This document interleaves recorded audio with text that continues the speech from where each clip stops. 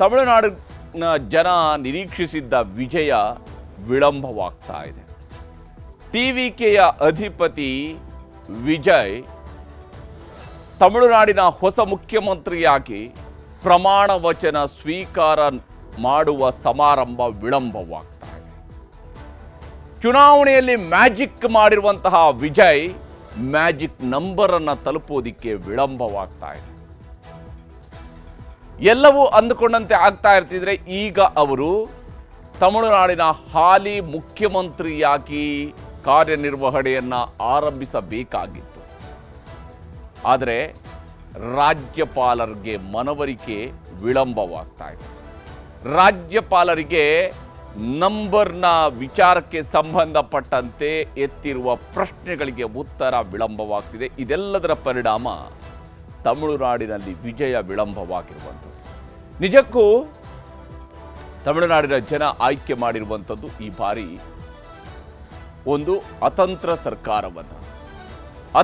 ಸರ್ಕಾರವನ್ನು ಜನ ತಮ್ಮ ಆಯ್ಕೆಯಾಗಿ ಚುನಾವಣೆಯಲ್ಲಿ ಮಾಡಿದಾಗ ಅತಂತ್ರ ಸರ್ಕಾರವೂ ಕೂಡ ಸುಭದ್ರ ಸರ್ಕಾರವಾಗಿ ಪರಿವರ್ತನೆ ಆಗಬೇಕು ಅಂತ ಹೇಳಿದರೆ ಯಾವುದಾದರೂ ಒಂದು ಪಕ್ಷ ಅಥವಾ ಅತಿ ದೊಡ್ಡ ಪಕ್ಷ, ಸಾಮಾನ್ಯವಾಗಿ ಮೊದಲ ಆಯ್ಕೆ ಅತಿ ದೊಡ್ಡ ಪಕ್ಷ, ನಂತರದ ಆಯ್ಕೆ ಒಂದು ವೇಳೆ ಅತಿ ದೊಡ್ಡ ಪಕ್ಷ ವಿಫಲವಾದರೆ ಎರಡನೇ ಅತಿ ದೊಡ್ಡ ಪಕ್ಷ, ಅಥವಾ ಚುನಾವಣಾ ಪೂರ್ವ ಮೈತ್ರಿಕೂಟದ ನಂಬರ್, ಇವುಗಳನ್ನು ರಾಜ್ಯಪಾಲರು ಸರ್ಕಾರ ರಚನೆಗೆ ಆಹ್ವಾನಿಸುವುದು ಸರ್ವೇ ಸಾಮಾನ್ಯ ಸಹಜ. ಆದರೆ ರಿಸಲ್ಟ್ನಲ್ಲಿ ಮ್ಯಾಜಿಕ್ ಮಾಡಿದ್ರು ಕೂಡ ಸರ್ಕಾರ ರಚನೆಗೆ ವಿಘ್ನ ಎದುರಾಗಿದೆ. ರಿಸಲ್ಟ್ನಲ್ಲಿ ಮ್ಯಾಜಿಕ್ ಮಾಡಿದ್ರು ಆದರೆ ಸರ್ಕಾರ ರಚನೆಗೆ ವಿಘ್ನ ಎದುರಾಗಿದೆ. ಈ ವಿಘ್ನ ರಾಜ್ಯಪಾಲರ ರೂಪದಲ್ಲಿ ಬಂದು ನಿಂತಿದೆ. ಬಹುಮತವನ್ನು ಸಾಬೀತುಪಡಿಸುವುದಕ್ಕೆ ನಟ ವಿಜಯ್ ಅವರು ಹರಸಾಹಸ ಪಡ್ತಾ ಇದ್ದಾರೆ. 117 ಶಾಸಕರ ಬೆಂಬಲ ಪತ್ರ ನೀಡುವಂತೆ ರಾಜ್ಯಪಾಲ ಪಟ್ಟು ಹಿಡಿದು ಕುಳಿತಿದ್ದಾರೆ. 117 ಶಾಸಕರ ಬೆಂಬಲ ಪತ್ರವನ್ನು ನೀವು ಕೊಡಬೇಕು ಅಂತೇಳಿ ರಾಜ್ಯಪಾಲರು ಪಟ್ಟು ಹಿಡಿದಿದ್ದಾರೆ. ನಿಜಕ್ಕೂ ರಾಜ್ಯಪಾಲರಿಗೆ ಈ ರೀತಿಯಾಗಿ ಪಟ್ಟು ಹಿಡಿಯುವ ಅವಕಾಶ ಅಥವಾ ಸಾಂವಿಧಾನಿಕ ಅಧಿಕಾರ ಇದೆಯಾ ಅನ್ನುವಂಥದ್ದು ಕೂಡ ಪ್ರಶ್ನಾರ್ಹ ಸಂಗತಿ. ಯಾಕಂದರೆ ರಾಜ್ಯಪಾಲರ ಮುಂದಿರುವಂತಹ ಆಯ್ಕೆ ಬಹುಮತ ಬಂದಿರುವಂತಹ ದೊಡ್ಡ ಪಕ್ಷ ಆಗಿರ್ಬೋದು, ಅಥವಾ ಚುನಾವಣೆಯಲ್ಲಿ ಫ್ರ್ಯಾಕ್ಚರ್ಡ್ ಮ್ಯಾಂಡೇಟ್ ಬಂದಾಗ, ಅತಂತ್ರ ವಿಧಾನಸಭೆ ನಿರ್ಮಾಣ ಆದಾಗ ಅತಿ ದೊಡ್ಡ ಪಕ್ಷವನ್ನು, ಯಾರಿಗೂ ಬಹುಮತ ಇಲ್ಲದೆ ಇದ್ದಾಗ ಅತಿ ದೊಡ್ಡ ಪಕ್ಷವನ್ನು ಸರ್ಕಾರ ರಚನೆಗೆ ಆಹ್ವಾನಿಸ್ಬೋದು. ಒಂದು ವೇಳೆ ಅತಿ ದೊಡ್ಡ ಪಕ್ಷದವರು ಸರ್ಕಾರ ರಚನೆಗೆ ಉತ್ಸಾಹವನ್ನು ತೋರದೇ ಇದ್ದರೆ ಅಥವಾ ಅವರು ಬಹುಮತ ಸಾಬೀತುಪಡಿಸುವಲ್ಲಿ ವಿಫಲರಾಗಿ ಹೋದರೆ ಆಗ ಮುಂದಿನ ಅವಕಾಶಗಳ ಬಗ್ಗೆ ಹುಡುಕ್ತಾರೆ. ಒಂದು ವೇಳೆ ಅವರು ಇಂಟ್ರೆಸ್ಟ್ ತೋರಿಸದೇ ಇದ್ದರೆ ಆಗ ಎರಡನೇ ಅತಿ ದೊಡ್ಡ ಪಕ್ಷ ಅಥವಾ ಮೈತ್ರಿಕೂಟ ಇವರುಗಳನ್ನು ಕರೀಬಹುದು. ಇಲ್ಲಿ ಅತಿ ದೊಡ್ಡ ಪಕ್ಷವಾಗಿ ಹೊರಹೊಮ್ಮಿರುವಂತಹ ಟಿವಿಕೆಯ ಮುಖ್ಯಸ್ಥ ದಳಪತಿ ವಿಜಯ್, ಜೋಸೆಫ್ ವಿಜಯ್ ಈಗಾಗಲೇ ಎರಡೆರಡು ಬಾರಿ ರಾಜ್ಯಪಾಲರನ್ನ ಭೇಟಿಯಾಗಿ ಸರ್ಕಾರ ರಚನೆಗೆ ಹಕ್ಕು ಮಂಡನೆ ಮಾಡಿದ್ದಾರೆ. ಅವರೇನು ಸುಮ್ಮನೆ ಕುಳಿತಿಲ್ಲ, ನಾನು ಸರ್ಕಾರ ರಚನೆ ಮಾಡಲ್ಲ ಅಂತ ಕೊಡ್ತಿಲ್ಲ, ನನಗೆ ಸರ್ಕಾರ ರಚನೆ ಮಾಡೋದಕ್ಕೆ ಅವಕಾಶ ಕೊಡಿ ಅಂತ ಕೇಳ್ತಾ ಇದ್ದಾರೆ. ರಾಜ್ಯಪಾಲರು ಹೇಳ್ತಿದ್ದಾರೆ 117 ಶಾಸಕರ ಬಲ ಎಲ್ಲಿದೆ ನಿಮ್ಮದು, ಅದನ್ನು ತೋರಿಸಿ ಅಂತ ಕೇಳ್ತಿದ್ದಾರೆ. ಎಲ್ಲಿ, ಯಾವ ಕಾರಣಕ್ಕಾಗಿ, ಹೇಗೆ ಈ ನಂಬರನ್ನು ತೋರಿಸಬೇಕು ಅನ್ನುವಂತಹ ಪ್ರಶ್ನೆಯು ಇಲ್ಲಿ ಅಷ್ಟೇ ಬಲವಾಗಿ ಇರುವಂಥದ್ದು. ನಾನು ನಿಮಗೆ ವಿವರಿಸ್ತೀನಿ. ಯಾಕೆಂದರೆ ಸರ್ಕಾರದ ಸರ್ಕಸ್ ಈಗ ನಡೀತಾ ಇದೆ. ಸರ್ಕಾರದ ಸರ್ಕಸ್ ನಡೀತಾ ಇರುವಂಥದ್ದು ಇಲ್ಲಿ ವಿಜಯ್ ಅವರ ಸರ್ಕಾರವನ್ನು ರಚನೆ ಮಾಡುವಂಥದ್ದಕ್ಕೆ ಸರ್ಕಸ್ ನಡೀತಿದೆ. 2 ದಿನ ಮೀಟಿಂಗ್ ಆಯಿತು, ಈಗಾಗಲೇ ಫಲಿತಾಂಶ ಬಂದು 2 ದಿನ ಕಳೆದಿದೆ. 2 ಮೀಟಿಂಗ್ಗಳಾಗಿದ್ದಾವೆ ರಾಜ್ಯಪಾಲರ ಜೊತೆಗೆ. 2 ಮನವಿಗಳನ್ನು ಕೊಟ್ಟಿದ್ದಾರೆ ರಾಜ್ಯಪಾಲರಿಗೆ ವಿಜಯ್ ಅವರು. ಹಾಗೆಯೇ 2 ಬಾರಿ ನಿರಾಕರಣೆಯೂ ಕೂಡ ರಾಜ್ಯಪಾಲರಿಂದ ಬಂದಿದೆ. ಕಳೆದ 2 ದಿವಸಗಳಲ್ಲಿ ನಡೆದಿರುವಂತಹ ಬೆಳವಣಿಗೆ, ನಿನ್ನೆ ಮತ್ತು ಇವತ್ತು. ಗವರ್ನರ್ ಅವರು ರೆಡ್ ಸಿಗ್ನಲ್ ಅನ್ನು ತೋರಿಸ್ತಾ ಇದ್ದಾರೆ. ನೀವು ಮುಖ್ಯಮಂತ್ರಿ ಆಗಬೇಕು ಅಂದರೆ 117 ಶಾಸಕರ ಬಲವನ್ನು ನನಗೆ ತೋರಿಸಬೇಕು ಅಂತ ಕೇಳ್ತಿದ್ದಾರೆ. ಸಂವಿಧಾನದ ಯಾವ ಆಧಾರದಲ್ಲಿ ಈ 117 ಅಥವಾ ಮ್ಯಾಜಿಕ್ ನಂಬರನ್ನು ರಾಜ್ಯಪಾಲರು ನಿರೀಕ್ಷೆ ಮಾಡ್ತಾ ಇದ್ದಾರೆ ಅನ್ನುವಂಥದ್ದು ಕುತೂಹಲದ ಸಂಗತಿ. ಯಾಕಂದರೆ ಇಲ್ಲಿ ಸರ್ಕಾರ ಇರ್ಬೋದು ಅಥವಾ ನೋ ಸರ್ಕಾರ, ಇದೆರಡೇ ಆಪ್ಷನ್ ಇರುವಂಥದ್ದು. ಒಂದು ಸರ್ಕಾರ ರಚನೆ ಮಾಡೋದಕ್ಕೆ ಅವಕಾಶ ಕೊಡಬೇಕು ಅಥವಾ ನೋ ಸರ್ಕಾರ ಇಲ್ಲ ಅಂತ ಹೇಳಿದ್ರು. ಸರ್ಕಾರವನ್ನು ಜನ ಆಯ್ಕೆ ಮಾಡಿದ ನಂತರ, ಚುನಾವಣೆಯಲ್ಲಿ ಜನ ಮತದಾನವನ್ನು ಮಾಡಿದ ನಂತರ ರಾಜ್ಯಪಾಲರಿಗೂ ಕೂಡ ಇರುವಂಥದ್ದು ಸರ್ಕಾರ ರಚನೆಗೆ ಅವಕಾಶವನ್ನು ಆದಷ್ಟು ಶೀಘ್ರನೇ ಮಾಡಿಕೊಡುವಂಥದ್ದು. ಆದರೆ ರಾಜ್ಯಪಾಲರು ಹಠ ಹಿಡಿದು ಕುಳಿತಿದ್ದಾರೆ. ಅತಿ ದೊಡ್ಡ ಪಕ್ಷವಾಗಿದ್ದರೂ ಕೂಡ ಸರ್ಕಾರ ರಚನೆಗೆ ವಿಜಯ್ ಅವರ ಸರ್ಕಸ್ ಮುಂದುವರೆದಿದೆ. ರಾಜ್ಯಪಾಲರ ಅನುಮತಿ ಮತ್ತು ಸಹಕಾರ ಇಲ್ಲದ ಕಾರಣಕ್ಕಾಗಿ ಇಲ್ಲಿ ಪ್ರಮಾಣ ವಚನ ಸ್ವೀಕಾರ ಸಮಾರಂಭ ವಿಳಂಬಗೊಳ್ತಾ ಇದೆ. ಇಲ್ಲಿ ರಾಜ್ಯಪಾಲರ ಅನುಮತಿಯನ್ನು ಪಡ್ಕೊಂಡು ಮಾಡುವಂಥದ್ದು ಸಾಂವಿಧಾನಿಕ ನೆಲೆಯಲ್ಲಿರುವಂಥ ಔಪಚಾರಿಕತೆಗಳು, ಯಾಕೆಂದರೆ ಜನ ಕೊಟ್ಟಿರುವಂತಹ ಮ್ಯಾಂಡೇಟ್ನ ಆಧಾರದ ಮೇಲೆ ನಡೆಯುತ್ತೆ. ಆದರೆ ಅತಿ ದೊಡ್ಡ ಪಕ್ಷವೊಂದು ನಮ್ಮ ದೇಶದಲ್ಲಿ ಪ್ರಮಾಣ ವಚನವನ್ನು ಸ್ವೀಕರಿಸಿ ನಂತರ ಕೆಲವೇ ದಿವಸಗಳಲ್ಲಿ ಆ ಸರ್ಕಾರ ಬಿದ್ದು ಹೋಗಿರುವ ಅನೇಕ ಉದಾಹರಣೆಗಳಿದ್ದಾವೆ. 1996ರಲ್ಲಿ ದೇವೇಗೌಡರು ದೇಶದ ಪ್ರಧಾನಮಂತ್ರಿ ಆಗೋದಕ್ಕಿಂತ ಮುಂಚಿತವಾಗಿ 13 ದಿವಸಗಳ ವಾಜಪೇಯಿಯವರ ಸರ್ಕಾರ ನಡೆದಿತ್ತು. ಅವತ್ತು ಕೂಡ ಅವರು ಅತಿದೊಡ್ಡ ಪಕ್ಷ ಅನ್ನುವಂತಹ ನೆಲೆಯಲ್ಲಿ ಅವರಿಗೆ ಪ್ರಮಾಣ ವಚನವನ್ನು ಬೋಧಿಸಲಾಗಿತ್ತು. ದೇಶದ ಪ್ರಧಾನಮಂತ್ರಿಯಾಗಿ 13 ದಿವಸ ಮಾತ್ರ ಆಳ್ವಿಕೆ ನಡೆಸಿದರು. ಕರ್ನಾಟಕದಲ್ಲಿ 2018ರಲ್ಲಿ 105 ಸೀಟ್ ಗೆದ್ದಿದ್ದಂತಹ ಯಡಿಯೂರಪ್ಪನವರಿಗೆ ಪ್ರಮಾಣ ವಚನವನ್ನು ಬೋಧಿಸಲಾಯಿತು. ಅವತ್ತು ಕೂಡ ಯಡಿಯೂರಪ್ಪನವರಿಗೆ 3 ದಿವಸದಲ್ಲಿ ಸರ್ಕಾರ ಬಿದ್ದು ಹೋಗುತ್ತೆ. ಇಲ್ಲಿ ಬಹುಮತ ಸಾಬೀತುಪಡಿಸದ ಹೊರತು ಪ್ರಮಾಣ ವಚನ ಇಲ್ಲ ಅಂತೇಳಿ ರಾಜ್ಯಪಾಲರು ಹೇಳ್ತಾ ಇದ್ದಾರೆ. ಆದರೆ ದೇಶದ ಅನೇಕ ಕಾನೂನುಗಳು, ವಿಶೇಷವಾಗಿ ಕರ್ನಾಟಕದ್ದೇ ಉದಾಹರಣೆ, 1989ರಲ್ಲಿ SR ಬೊಮ್ಮಾಯಿ ಸರ್ಕಾರ, ಆ ಸರ್ಕಾರಕ್ಕೆ ಸಂಬಂಧಪಟ್ಟಂತೆ ಅದನ್ನು ವಜಾಗೊಳಿಸಿದಂತಹ ಪ್ರಕರಣಕ್ಕೆ ಸಂಬಂಧಪಟ್ಟಂತೆ ಸುಪ್ರೀಂ ಕೋರ್ಟ್ ಜಡ್ಜ್ಮೆಂಟ್ ಇದೆ. ಬಹುಮತ ಅನ್ನುವಂಥದ್ದು ಶಾಸನ ಸಭೆಯಲ್ಲಿ ಸಾಬೀತಾಗಬೇಕಾಗಿರುವಂಥದ್ದು. ಇಲ್ಲಿ ನಮಗೆ ಬಹುಮತವನ್ನು ತೋರಿಸಿ ಅಂತ ಕೇಳಿದ್ದಾರೆ. ಸ್ಥಿರ ಸರ್ಕಾರಕ್ಕಾಗಿ ಬಹುಮತದ ನಂಬರ್ ನೀಡೋದಕ್ಕೆ ಅವರು ಗಡುವನ್ನು ಕೊಟ್ಟಿದ್ದಾರೆ. ಸ್ಥಿರ ಸರ್ಕಾರಕ್ಕಾಗಿ ಗಡುವನ್ನು ಕೊಟ್ಟಿದ್ದಾರೆ. ಆದರೆ ಸ್ಥಿರ ಸರ್ಕಾರ ಹೌದು ಅಲ್ಲ ಅನ್ನೋಂಥದ್ದು ಶಾಸನ ಸಭೆಯಲ್ಲಿ ನಿರ್ಧಾರ ಆಗುವಂಥದ್ದು. ಇಲ್ಲಿ ಸ್ಥಿರ ಸರ್ಕಾರಕ್ಕೆ ಗಡುವು ಕೊಟ್ಟಿದ್ದಾರೆ. ನಂಬರ್ ಗೇಮ್ ಗೆದ್ದ ಬಳಿಕವಷ್ಟೇ ವಿಜಯ್ಗೆ ಪ್ರಮಾಣ ವಚನ ಅನ್ನುವಂಥದ್ದನ್ನು ಗವರ್ನರ್ ಹೇಳ್ತಾ ಇದ್ದಾರೆ. ಗವರ್ನರ್ ಅವರು ಹೇಳ್ತಿದ್ದಾರೆ, ನೀವು ನಂಬರ್ ಅನ್ನು ತೋರಿಸಿದ್ರೆ ಮಾತ್ರ ಪ್ರಮಾಣ ವಚನ ಬೋಧಿಸ್ತೀನಿ ಅಂತಕೊಂಡು. ಈ ರೀತಿಯಾದಂತಹ ಒಂದು ವ್ಯವಸ್ಥೆ ಬಹುಶಃ ಯಾವತ್ತೂ ಕೂಡ ಈ ರೀತಿಯಾದಂಥ ವ್ಯವಸ್ಥೆಗಳನ್ನು ನೋಡಿಲ್ಲ. ಆದರೆ ಈ ಬಾರಿ ತಮಿಳುನಾಡಿನ ರಾಜ್ಯಪಾಲರು ಇಂಥದ್ದೊಂದು ನಿಲುವನ್ನು ತಾಳಿದ್ದಾರೆ. ಅವಕಾಶ ಕೊಡಿ, ಸಾಬೀತು ಮಾಡ್ತೇನೆ ಅಂತ ಹೇಳ್ಕೊಂಡು ವಿಜಯ್ ಅವರು ಕೇಳ್ತಾ ಇದ್ದಾರೆ. ರಾಜ್ಯಪಾಲರು ಹೇಳ್ತಿದ್ದಾರೆ, ಸ್ಥಿರ ಸರ್ಕಾರಕ್ಕಾಗಿ 117 ನಂಬರ್ ನನಗೆ ಮುಖ್ಯ, ಅದನ್ನು ನೀವು ತೋರಿಸಿದ್ರೆ ನಾನು ನಿಮಗೆ ಪ್ರಮಾಣ ವಚನ ಬೋಧಿಸ್ಬೋದು, ನಿಮಗೆ ಸರ್ಕಾರ ರಚಿಸೋದಕ್ಕೆ ಅವಕಾಶ ಕೊಡ್ಬೋದು ಅಂತ ಕೇಳ್ತಾರೆ. ಆದರೆ ಅವರು ಮೊದಲು ನೀವು ಸರ್ಕಾರ ರಚನೆಗೆ ಅನುಮತಿಯನ್ನು ಕೊಡಿ ಅಂತ ಹೇಳಿ ವಿಜಯ್ ಅವರು ಕೇಳ್ತಾ ಇದ್ದಾರೆ. ಮೊದಲು ನನಗೆ ಅವಕಾಶ ಕೊಡಿ, ನಂತರ ಮಾಡ್ತೀನಿ ಅಂತ. ಬಹುಮತದ ನಂಬರನ್ನು ಕೊಡಿ ಅಂತೇಳಿ ರಾಜ್ಯಪಾಲರು ಕೇಳ್ತಾ ಇದ್ದಾರೆ. ವಿಧಾನಸಭೆಯಲ್ಲಿ ಅದನ್ನು ಸಾಬೀತು ಮಾಡ್ತೇನೆ ಅಂತೇಳಿ ವಿಜಯ್ ಅವರು ಹೇಳ್ತಾ ಇದ್ದಾರೆ. ನಾನು ವಿಧಾನಸಭೆಯಲ್ಲಿ ಸಾಬೀತು ಮಾಡ್ತೇನೆ ಅಂತ ಹೇಳ್ಕೊಂಡು ವಿಜಯ್ ಅವರು ಹೇಳ್ತಿದ್ದಾರೆ. ಬಹುಮತ ಇಲ್ಲದೇ ಇದ್ದರೆ ಇದು ಅಸಾಧ್ಯ ಅಂತ ಹೇಳ್ತಿದ್ದಾರೆ. ನೀವು ಬಹುಮತ ತೋರಿಸದೇ ಇದ್ದರೆ ನಿಮಗೆ ಪ್ರಮಾಣ ವಚನ ಬೋಧಿಸುವುದು ಅಸಾಧ್ಯ ಅಂತ ಹೇಳ್ತಿದ್ದಾರೆ. ಸುಪ್ರೀಂ ಕೋರ್ಟ್ ತೀರ್ಪುಗಳೇ ಹೇಳಿವೆ ಅನ್ನೋದನ್ನು ವಿಜಯ್ ಅವರು ಕಡೆಯಿಂದ ಉಲ್ಲೇಖ ಆಗಿದೆ. ರಾಜ್ಯಪಾಲರ ಮುಂದೆಯೂ ಕೂಡ ಉಲ್ಲೇಖ ಆಗಿದೆ. ಆದರೆ 117 ಶಾಸಕರ ಬೆಂಬಲ ಪತ್ರ ನನಗೆ ಬೇಕು ಅಂತ ಹೇಳಿ ರಾಜ್ಯಪಾಲರು ಕೇಳ್ತಿದ್ದಾರೆ. ಕಾನೂನಿನಲ್ಲಿ ಅವಕಾಶಗಳಿದ್ದಾವೆ, ಅದರ ಪ್ರಕಾರವಾಗಿ ನಮಗೆ ಅವಕಾಶ ಮಾಡಿಕೊಡಿ ಅನ್ನುವಂಥದ್ದು ಇಲ್ಲಿ ವಿಜಯ್ ಅವರು ಕೇಳ್ತಿರುವಂತಹ ಮಾತು. ಬೇರೆ ಪಕ್ಷಕ್ಕೆ ನಾನು ಆಹ್ವಾನವನ್ನು ಕೊಡೋದಿಲ್ಲ, ನೀವೇ ನಂಬರ್ ಸಮೇತ ಬನ್ನಿ ಅಂತ ಕೇಳ್ತೀನಿ. ನಾನು ಬೇರೆಯವ್ರಿಗೆ ಏನು ಅವಕಾಶವನ್ನು ಕೊಡೋದಿಲ್ಲ ಅಥವಾ ಅವ್ರಿಗೆ ಆಹ್ವಾನ ಕೊಡೋದಿಲ್ಲ, ನಿಮಗೆ ಮಾತ್ರನೇ ಆಹ್ವಾನ ಇರುವಂಥದ್ದು, ಮೊದಲ ಆಹ್ವಾನ ನಿಮಗೇ ಇರುತ್ತೆ. ಆದರೆ ನೀವು ನಂಬರ್ ತಗೊಂಡು ಬನ್ನಿ ಅಂತ ಹೇಳಿ ರಾಜ್ಯಪಾಲರು ಕೇಳ್ತಿದ್ದಾರೆ. ನಮಗೆ ಕೂಡಲೇ ಅವಕಾಶವನ್ನು ಕೊಡಲೇಬೇಕು ಅಂತ ಹೇಳಿ ವಿಜಯ್ ಅವರು ಒತ್ತಾಯಿಸ್ತಾ ಇದ್ದಾರೆ. ಯಾಕಂದರೆ ಒಂದು ಪಕ್ಷವಾಗಿ ಅವರಿಗಿರುವಂತಹ ಅಧಿಕಾರ. ಈಗ ದಳಪತಿ ಮುಂದಿರುವಂತಹ ದಾರಿಗಳು ಯಾವುದು ಅಂತ ಹೇಳಿದರೆ ಕಾದು ನೋಡಲೇಬೇಕು. ರಾಜ್ಯಪಾಲರು ಇಲ್ಲಿ ತನಕ ಈ ರೀತಿ ಅಂತ, ಯಾಕಂದರೆ ಇದು ಸಾಂವಿಧಾನಿಕ ಬಿಕ್ಕಟ್ಟು ಸೃಷ್ಟಿಯಾಗತ್ತೆ. ಈ ರೀತಿಯಾದಂತಹ ಪರಿಸ್ಥಿತಿ ಮುಂದುವರೆದರೆ ಒಂದು ಜನ ತೀರ್ಪು ಕೊಟ್ಟಾಗಿದೆ. ಜನರ ತೀರ್ಪಿನ ಆಧಾರದ ಮೇಲೆ ಪಕ್ಷಗಳು ಎಷ್ಟೆಷ್ಟು ಗೆದ್ದಿದ್ದಾವೆ ಅನ್ನುವಂತಹ ನಂಬರ್ ಈಗಾಗಲೇ ಚುನಾವಣಾ ಆಯೋಗಕ್ಕೆ ಗೊತ್ತಿದೆ. ಚುನಾವಣಾ ಆಯೋಗ ಚುನಾವಣೆಯನ್ನು ನಡೆಸಿದೆ. ತಮಿಳುನಾಡಿನ ವಿಧಾನಸಭೆಯನ್ನು ವಿಸರ್ಜಿಸಲಾಗಿದೆ ಈಗಾಗಲೇ. ಹೀಗಿರುವಾಗ ಮೊದಲನೇದು ಕಾದು ನೋಡಬೇಕಾಗತ್ತೆ. ಯಾಕಂದರೆ 1 ದಿನ 2 ದಿನ 3 ದಿನ ಇವಿಷ್ಟೇ ಮಾತ್ರ ವಿಳಂಬ ಮಾಡಿಸ್ಬೋದೇ ಹೊರತು ಇನ್ನೆಷ್ಟು ದಿವಸ ವಿಳಂಬ ಮಾಡಿಸೋದಕ್ಕೆ ಸಾಧ್ಯ ಆಗುತ್ತೆ. ಎರಡನೇ ಅವಕಾಶ ಇರುವಂಥದ್ದು ಕಾನೂನು ಹೋರಾಟ. ಇಲ್ಲ ಶೀಘ್ರವೇ ನಾವು ಅಧಿಕಾರವನ್ನು ಈಗಲೇ ಪಡ್ಕೊಳ್ಬೇಕು ಅಂದರೆ ಕಾನೂನು ಹೋರಾಟದ ಮೊರೆಯನ್ನು ಹೋಗಬೇಕಾಗುತ್ತೆ. ಹೈಕೋರ್ಟ್ ಅಥವಾ ಸುಪ್ರೀಂ ಕೋರ್ಟ್ನ ಮೊರೆ ಹೋಗುವಂತಹ ಕೆಲಸವನ್ನು ವಿಜಯ್ ಅವರ ಪಕ್ಷ ಮಾಡಬಹುದು. ಆ ಮೂಲಕವಾಗಿ ನಮಗೆ ಅವಕಾಶ ಕೊಡಿ ಅಂತ ಕೇಳ್ಬೋದು. ಇದರ ನಡುವೆ ಇಲ್ಲ ರಾಜ್ಯಪಾಲರು ಕೇಳ್ದಂಗೆ ಆಗೋಗ್ಲಿ, ಸುಮ್ಮನೆ ಯಾಕೆ ಸಂಘರ್ಷ ಅಂತೇಳಿ ಆದರೆ ನಂಬರ್ ಕುದುರಿಸ್ಕೊಳ್ಬೇಕು. ಅಂದರೆ 117 ನಂಬರನ್ನು ರೆಡಿ ಮಾಡ್ಕೊಂಡು ಇನ್ನೊಂದು ಬಾರಿ ಹೋಗಿ ರಾಜ್ಯಪಾಲರ ಹತ್ರ ಹೋಗಿ ಲೆಟ್ರನ್ನು ಕೊಟ್ಟು ಬರಬೇಕು. ನೋಡಿ ಸರ್, ನಾವು 117 ನೀವು ಹೇಳ್ದಂಗೆ 117 ಅಂತೇಳಿ ತೋರಿಸ್ಬರ್ಬೇಕು. ಆದರೆ ಇಂಥದ್ದೊಂದು ಕೆಲಸಕ್ಕೆ ವಿಜಯ್ ಅವರು ಮುಂದಾಗ್ತಾರಾ ಅನ್ನುವಂತಹ ಪ್ರಶ್ನೆ ಇದೆ. ಒಂದು ವೇಳೆ ಹೀಗೆ ಮುಂದಾದರೂ ಅಂತ ಹೇಳಿದರೆ ಒಂದು ಕೆಟ್ಟ ಸಂಪ್ರದಾಯಕ್ಕೆ ಮುನ್ನುಡಿಯನ್ನು ಈಗಲೇ ಬರೆದಂಗೆ ಆಗುತ್ತಾ ಅನ್ನುವಂಥ ಅನುಮಾನವೂ ಕೂಡ ಇಲ್ಲಿ ಇರುವಂಥದ್ದು. ಯಾಕಂದರೆ ನಂಬರನ್ನು ತೋರಿಸ್ಕೊಳ್ಳುವಂಥದ್ದು ಅಂತಿಮವಾಗಿರುವಂಥದ್ದು ಶಾಸನ ಸಭೆಯ ಒಳಗಡೆ ಇರುವಂತಹ ಅನಿವಾರ್ಯತೆ.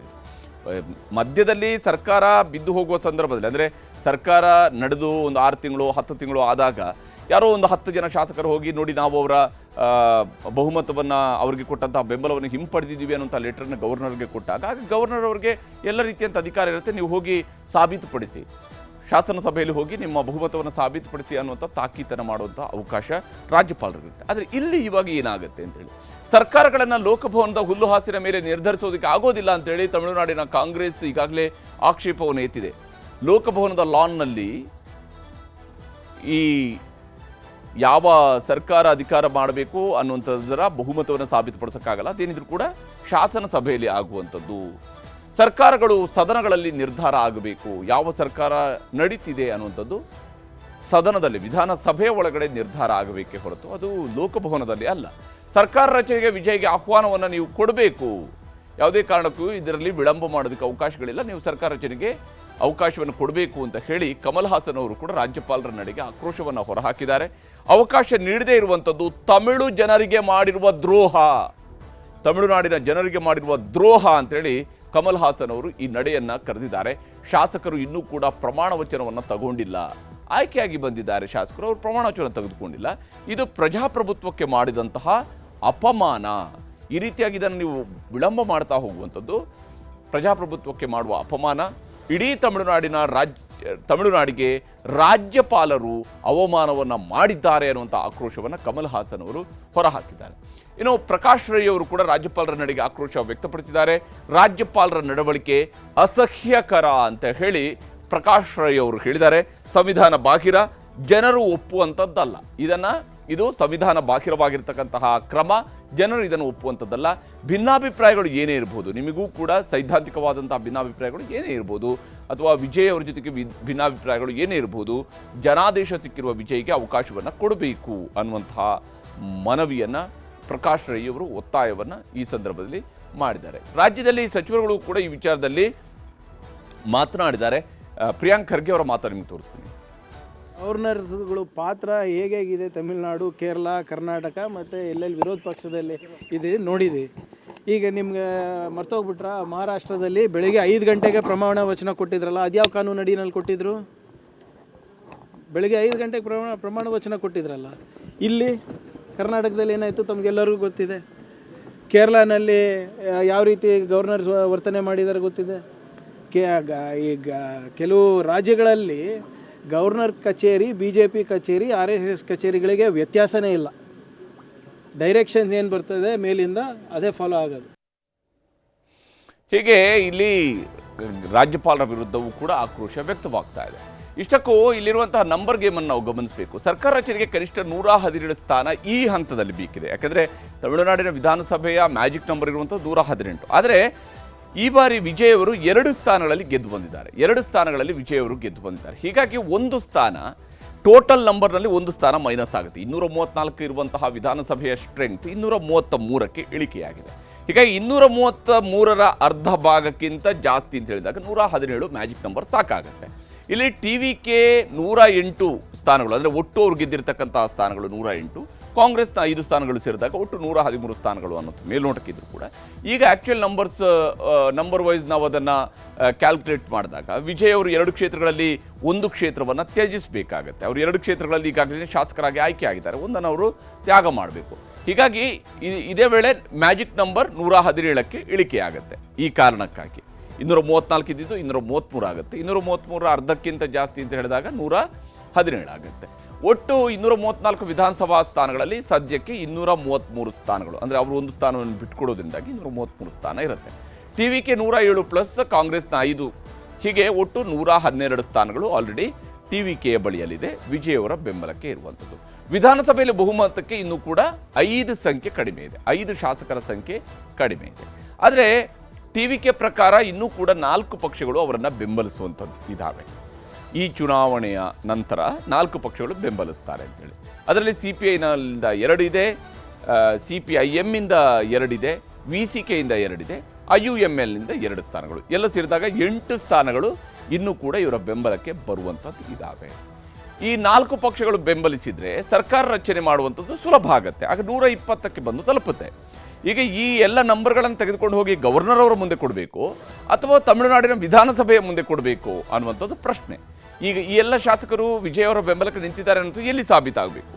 ವಿಜಯ್ ಮೈತ್ರಿಕೂಟದ ಸಂಖ್ಯೆ ಸದ್ಯದ ಮಟ್ಟಿಗೆ 120ಕ್ಕೆ ಮುಟ್ಟುತ್ತೆ. ಈಗಾಗಲೇ ವಿಜಯ್ ಅವರು ಕ್ಲೇಮ್ ಮಾಡಿರುವಂತೆಯೇ VCK, CPI, CPIM, IUML ಇವ್ರುಗಳು ಬೆಂಬಲ ಕೊಟ್ಟರೆ 120ಕ್ಕೆ ಏರಿಕೆ ಆಗುತ್ತೆ.